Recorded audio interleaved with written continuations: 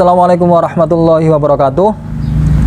Baik teman-teman, di sini sedikit saya akan memberikan penjelasan terkait masalah materi yang akan kita diskusikan. Yang pertama nanti kita akan diskusi masalah ilmu kalam. Yang kedua, kita nanti akan diskusi masalah akhlak tasawuf. Karena ini pertemuan yang pertama, maka dari itu saya akan memberikan penjelasan dan saya akan gabungkan keduanya. Tapi dari hasil atau output diskusi yang akan kita gagas nanti, kita akan menerbitkan sebuah buku, dan judul buku yang akan kita buat adalah yang pertama, Pergulatan Batin Aliran Kalam. Yang kedua, Tasawuf Menyikap Takbir di Balik Batin. Berbicara masalah dinul Islam, itu memiliki 3 aspek. Yang pertama adalah aspek akidah, yang kedua aspek syariah, yang ketiga aspek hakikat. Aspek akidah itu nanti akan melahirkan yang namanya tauhid. Adapun aspek syariah nanti melahirkan yang namanya fikih. Dan aspek hakikat nanti itu melahirkan yang namanya tasawuf. Dan dari tasawuf itu nanti lahir yang namanya tarikat. Kalau Imam Ghazali memilih paduan kata yaitu tauhid, fikih, dan tasawuf. Dalam teori tersebut bisa dijadikan sebuah description, yaitu kalau kita melihat pohon, akarnya itu yang menjadi akar atau pondasi yaitu akidah, kemudian pohonnya itu fikih, dan rantingnya atau dahannya itu tasawuf. Jadi ini urutannya. Untuk mengamalkan tasawuf, kita tidak bisa mengamalkan tasawuf tanpa adanya syariah. Dan kita juga tidak bisa mengamalkan syariah atau fikih tanpa adanya akidah atau tauhid. Jadi ketiga komponen tersebut saling berkesinambungan. Nah, kita bahas satu persatu terlebih dahulu ya. Akidah. Akidah nanti kita berdiskusi tentang tauhid antara hubungan manusia dengan Allah Subhanahu wa taala. Ilmu ini bisa disebut atau bisa dikatakan dengan ilmu tauhid karena pembahasannya tentang tauhid, atau ilmu kalam karena pembahasannya tentang kalam Tuhan, atau dalam ilmu modern itu dikatakan teologi, atau orang orientalis juga menyebutkan teologi. Teologi itu berasal dari kata theo dan logos. Kalau theo artinya Tuhan, logos artinya ilmu. Jadi teologi artinya ilmu yang membahas tentang Tuhan. Adapun materi teologi nanti akan kita pelajari terkait masalah teologi Mu'tazilah, teologi Murji'ah, teologi Ahlussunnah wal Jamaah, teologi Asy'ariyah, teologi Khawarij, teologi Syiah, teologi Maturidiyah, dan lain sebagainya. Contoh semisal pembahasan teologi terkait masalah orang yang melakukan dosa besar. Jadi ketika orang yang melakukan dosa besar, menurut teologi Khawarij, ketika dia melakukan dosa besar, artinya bahwa dia sudah keluar dari Islam. Dan orang yang keluar dari Islam boleh dibunuh. Itu menurut Khawarij. Berbeda dengan Murji'ah. Murji'ah mengatakan ketika orang yang melakukan dosa besar itu tidak bisa dianggap orang yang keluar dari agama Islam. Dia tetap mukmin, tapi mukmin fasik. Orang fasik adalah harus wajib tugasnya itu bertobat. Jika tobatnya diterima oleh Allah Subhanahu wa taala, maka dia masuk surga. Akan tapi ketika tobatnya tidak diterima oleh Allah, maka dia akan masuk neraka. Jadi hak prerogatif untuk menerima tobat atau tidak itu Allah Subhanahu wa taala. Itu Murji'ah. Berbeda halnya dengan teologi Mu'tazilah. Teologi Mu'tazilah mengatakan orang yang melakukan dosa besar dia tetap mukmin, tapi mukmin yang fasik. Disebut mukmin karena dalam hatinya itu masih ada iman walaupun dia melakukan dosa besar. Disebut fasik karena dia melakukan dosa besar. Lah,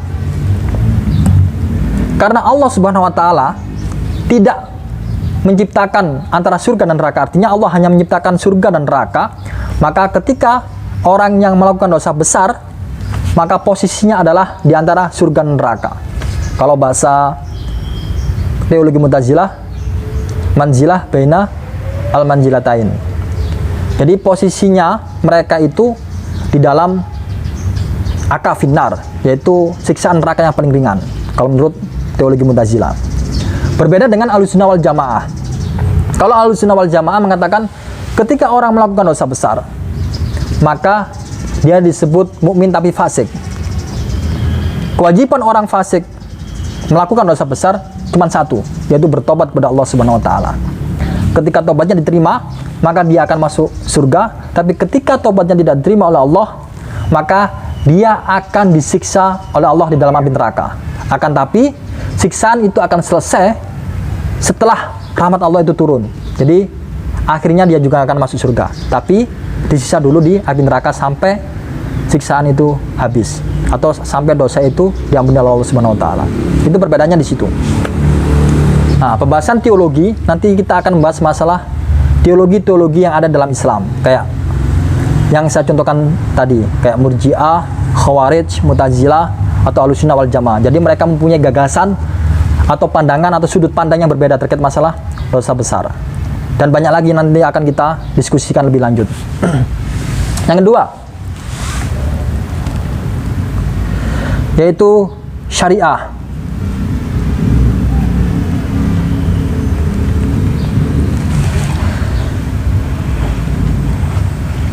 Syariah itu nanti yang melahirkan fikih.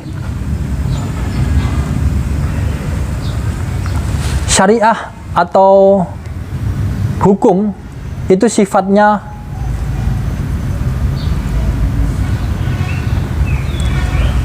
qat'i, dan landasan teoritisnya itu adalah dalil nakli yang spesifik.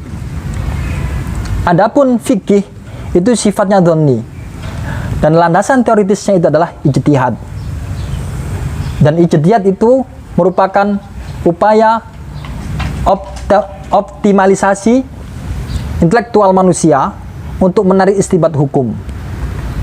Itu ijtihad. Adapun pembahasan fikih itu ada 6. Yang pertama, fikih ibadah. Yang kedua, fikih muamalah. Yang ketiga, fikih siasah. Yang keempat, fikih ahwalus syakhsiyah. Yang kelima, fikih jinayah. Yang keenam, fikih murafa'ah. Fikih ibadah ada 2, ibadah madho sama ibadah ghairu madho. Kalau ibadah madho yaitu yang telah ditetapkan dalam Al-Quran. Kalau ibadah ghairu madho yang berhubungan dengan aspek kemanusiaan, itu fikih ibadah. Adapun fikih muamalah itu berkaitan dengan finansial, berupa jual beli, sewa menyewa, pinjam meminjam, dan lain sebagainya. Kemudian yang ketiga, fikih siasah, yaitu membahas masalah politik Islam. Berbicara masalah politik Islam, ada 3 teori yang sangat familiar di telinga kita. Yang pertama adalah, teori pertama mengatakan bahwa politik dan agama itu satu kesatuan yang tidak bisa dipisahkan. Seperti mata uang yang atau mata koin uang, walaupun dibalik berbeda tapi tidak bisa dipisahkan. Jadi, teori ini yang nantinya akan menghasilkan politik teokrasi, bahwa dalil Tuhan itu adalah hukum yang harus ditaati. Jadi seorang khalifah atau pemimpin itu hanya penyambung dalil Tuhan yang sudah ditetapkan oleh agama. Kalau dalam filsafat Yunani dulu, dalil gereja atau otoritas gereja itu adalah undang-undang yang harus ditaati oleh semua masyarakat. Kemudian teori yang kedua adalah agama dan politik itu satu kesatuan yang terpisah.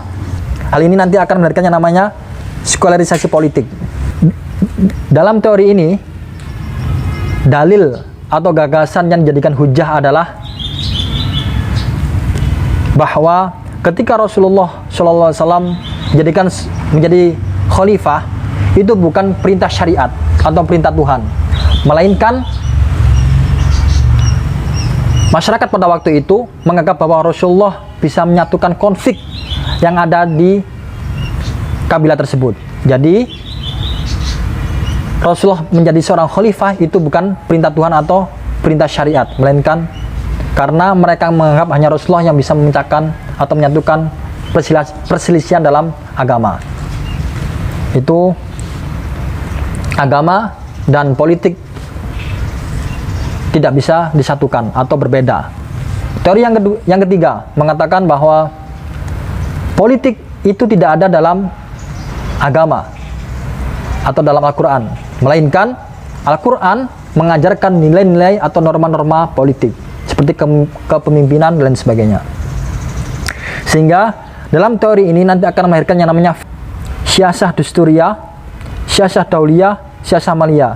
Jadi ketika teori tersebut, yang pertama teori yang mengatakan politik dan agama itu satu kesatuan yang tidak bisa dipisahkan. Yang kedua, politik dan agama satu kesatuan yang terpisah dan tidak bisa dijadikan satu. Yang ketiga, politik itu tidak ada di ajaran Al-Quran atau agama. Akan tapi Al-Quran itu mengajarkan atau memberikan penjelasan norma-norma atau nilai-nilai dalam politik seperti kepemimpinan. Sehingga lahirlah yang namanya siasah dusturiyah, siasah dauliyah, dan siasah maliyah. Siasah dusturiyah yaitu mengatur tentang hukum tata negara, adapun siasah dauliyah mengatur tentang hubungan internasional, siasah maliyah mengatur tentang keuangan negara. Kemudian berikutnya adalah membahas tentang aspek yang ketiga, yaitu hakikat yang nantinya akan melahirkan tasawuf, dan tasawuf yang nanti akan melahirkan yang namanya tarikat. Pembahasan ini akan kita diskusikan lagi atau akan saya sampaikan dalam pertemuan berikutnya. Jadi yang perlu teman-teman pahami adalah dalam kajian atau diskusi kita bersama, kita hanya membahas masalah akidah atau tauhid, kemudian yang kedua tasawuf atau tarikat. Mungkin itu aja yang bisa saya sampaikan. Nanti kita akan bertemu lagi dalam diskusi berikutnya. Sekian dari saya. Wassalamualaikum warahmatullahi wabarakatuh.